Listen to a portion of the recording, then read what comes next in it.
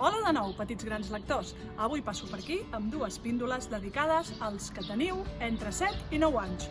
Això no vol dir que els altres no pugueu llegir-la. Els més petitons podeu fer-ho acompanyat dels pares. I els més grans, vosaltres mateixos, segur que també us agraden. Però, abans de començar amb les píndoles, us vull convidar. Preguntareu, a què ens convides, Montse? Doncs és ben fàcil. Us convido a que entreu al blog de la sala infantil.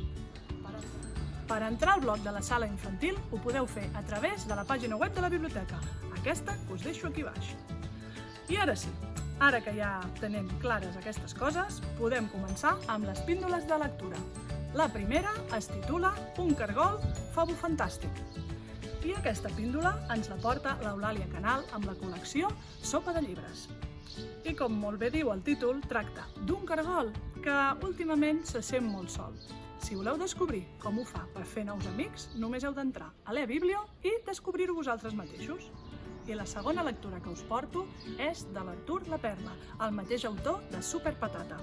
Aquesta vegada es titula En Fèlix i la Calcita i ens narra la història d'un nen i un trol que fa molta i molta pudor. Doncs recordem que per poder fer aquestes lectures només heu d'entrar a l'eBiblio i poder gaudir-les. Ens veiem la propera setmana. Mentre, gaudiu, disfruteu i sobretot llegiu molt i molt.